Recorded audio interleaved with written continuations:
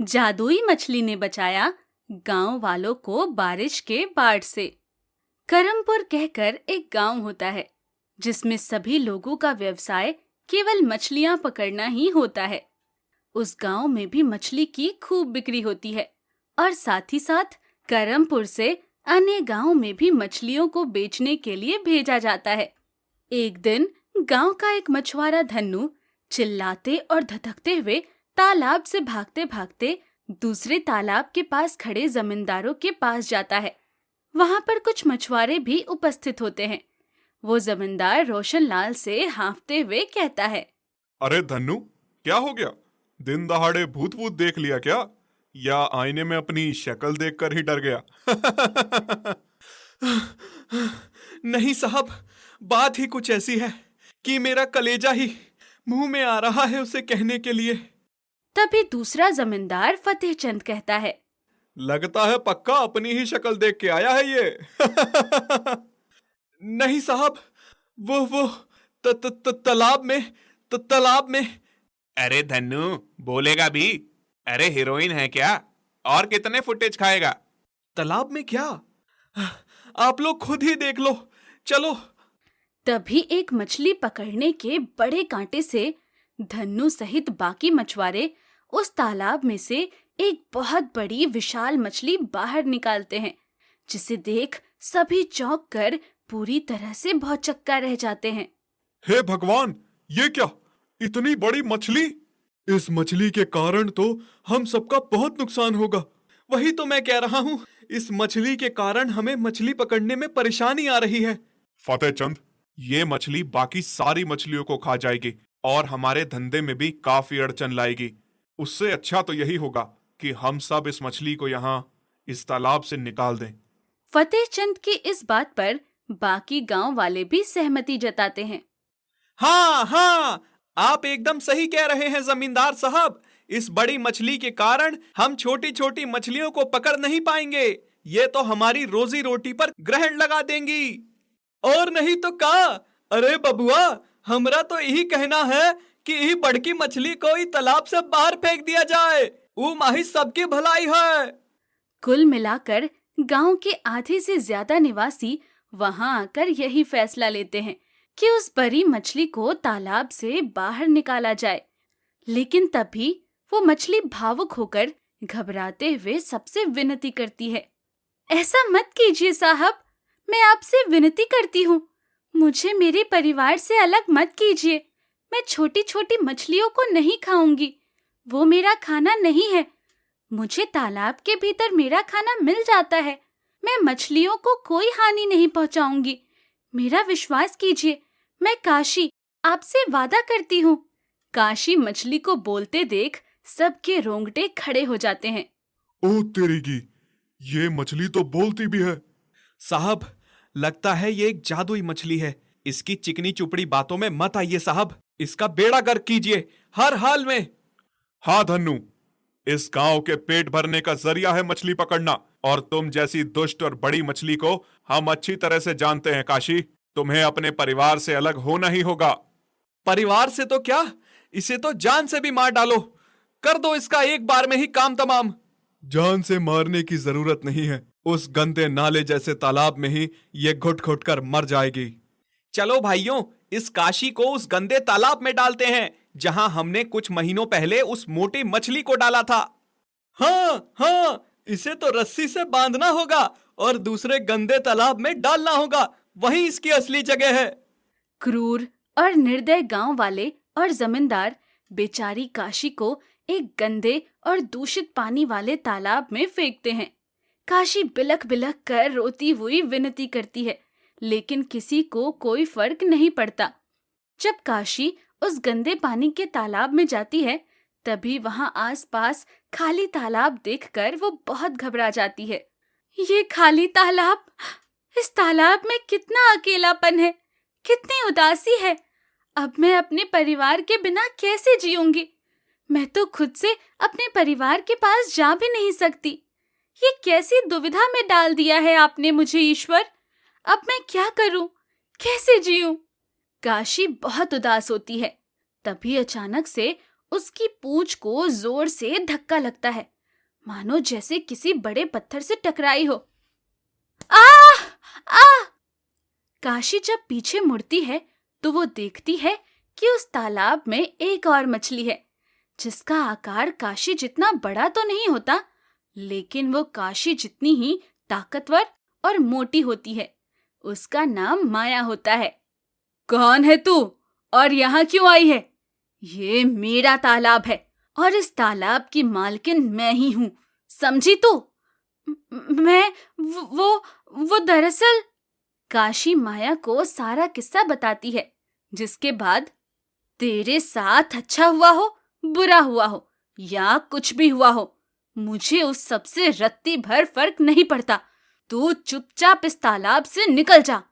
लेकिन मैं इस तालाब से कैसे निकलूं? मुझे तो खुद गांव वालों ने और जमींदारों ने यहाँ इस गंदे तालाब में फेंका है। ठीक है, तो तुझे मैं ही यहाँ से बाहर निकालती हूँ। माया मछली गुस्से में आकर काशी को मारने के लिए हमला करती है और वो काशी को पूरी ताकत के साथ धक्का देती है, जिससे काशी एक नुकीले पत्थर से जाकर टकराती है और उसके मुंह से खून बहने लगता है। आ, आ, आ, क्यों और मजा चखाऊं? काशी की बच्ची आई बड़ी मेरे तालाब में अपनी जगह बनाने। माया तुम ऐसे क्यों कर रही हो? मैंने तुम्हारा क्या बिगाड़ा है? मैं जानबूझकर इस तालाब में नहीं आई हूँ। ठीक है, तुझे अगर इस तालाब में रहना है तो तुझे मेरी नौकरानी बनकर रहना होगा। जो मैं कहूंगी वो तुझे करना होगा, और अगर तूने वैसा नहीं किया तो मैं तुझे यूं ही सताती रहूंगी। बेचारी काशी माया की गुलाम बन जाती है। काशी का जीवन नरक से भी बुरा हो जाता है। वो अपने परिवार से दूर रहकर वैसे ही महसूस करती है जैसे किसी पिंजरे में कैद हो। एक दिन अचानक से गांव में तेज तूफानी बारिश आती है और गांव में हर तरफ पानी भर जाता है। बारिश अपना रौद्र रूप ले लेती है और खतरनाक बाढ़ आती है। उस सैलाब में सब कुछ डूबने लगता है। सारे पेड़ पौधे टूट जाते हैं। जानवर से लेकर सभी इंसान बहने लगते हैं। जोरों की बिजली कड़कने लगती है। फतेहचंद, रोशनलाल और बाकी गांव वाले उस बाढ़ में डूबने लगते हैं। फतेहचंद और रोशनलाल अपने परिवार से अलग हो जाते हैं। गुंजन, माई, बापू, छुटकी, मेरा परिवार। नहीं, मेरा परिवार बचाओ! मेरा परिवार, मेरे बच्चे! रोशनलाल और फतेहचंद दोनों ने जिस पेड़ की डाली को पकड़ा होता है वो भी उस भीषण बाढ़ के कहर से टूट जाती है और रोशनलाल और फतेहचंद बहने लगते हैं। तभी अचानक से गंदे तालाब का पानी भी बाहर आने लगता है और इस बहाव के साथ काशी भी बाहर आ जाती है और काशी सभी गांव वालों को अपने ऊपर बिठाकर सुरक्षित स्थान पर पहुंचाने लगती है। जल्दी से मुझ पर बैठो, जल्दी करो। धीरे धीरे सभी गांव वाले काशी पर सवार होकर सुरक्षित स्थल पर जाते हैं, जो एक पहाड़ी इलाके की तरफ जाता है। काशी देखती है कि रोशनलाल, फतेहचंद और अन्य मछुआरे उस बाढ़ में बह रहे हैं और जिन लोगों ने एक वक्त पर काशी के साथ गलत किया था, आज वही लोग उससे मदद की गुहार लगाते हैं। काशी, काशी, काशी, हमें भी बचा लो। हाँ, हमारी मदद करो काशी। हमें हमारे परिवार से मिला दो। हमें अपने बच्चों से मिला दो। हमें बचा लो काशी, हमें बचा लो। हाँ हाँ, हमें बचा लो। जल्दी से उस खंबे के सहारे आगे आओ और मेरे ऊपर बैठ जाओ। जल्दी से, बहाव तेज हो रहा है। मैं भी ज्यादा देर तक टिक नहीं पाऊंगी। रोशनलाल, फतेहचंद के साथ साथ अन्य मछुआरे भी काशी पर बैठते हैं और काशी बाढ़ में फुर्ती से तैरकर सभी को बचाती है। तभी वो देखती है कि धन्नू पर एक पेड़ की डाली गिरी हुई है और वो खून से लथपथ हो चुका है। मेरे प्राण बचा लो, मेरे प्राण बचा लो काशी। जो धन्नू काशी को जान से मारने की सलाह दे रहा था, उसी को काशी पेड़ की डाली अपनी पूंछ से हटाकर बचाती है। वो एक एक करके सभी गांव वालों को बचाती है और आगे चलकर देखती है कि माया मछली का पंख एक नुकीले पत्थर से टकराकर घायल हुआ है और वो तैर नहीं पा रही है। आह! आह! आह! माया! काशी माया को धक्का मारते हुए सुरक्षित स्थल के पास ले जाती है, जहां पानी का बहाव कम होता है, और इस तरह से वो पूरे गांव को उस दिल दहलाने वाले बाढ़ से बचाती है। अगली सुबह जब तूफान शांत हो जाता है, तभी मैं आशा करती हूँ कि सभी सुरक्षित हैं। हमें माफ कर दो काशी, हमने तुम्हें अपने परिवार से अलग किया, लेकिन कल रात तुमने अपनी जान हथेली पर रखकर हम सबकी जान बचाई और हमें हमारे परिवारों से मिलाया। हम गलत थे, हमने तुम्हारे साथ बहुत अन्याय किया। मेरे प्राण बचाने के लिए बहुत बहुत धन्यवाद काशी। मुझे भी मेरी गलतियों के लिए माफ कर दो। काशी, मैंने भी तुम पर कम अत्याचार नहीं किया, मुझे भी माफ कर दो। मैंने जो भी किया इंसानियत के नाते और अपने गांव को बचाने के लिए किया। तुम्हारा मन तो सच में बहुत अच्छा है। आज से हमारे गांव का नाम तुम्हारे नाम से जाना जाएगा काशी।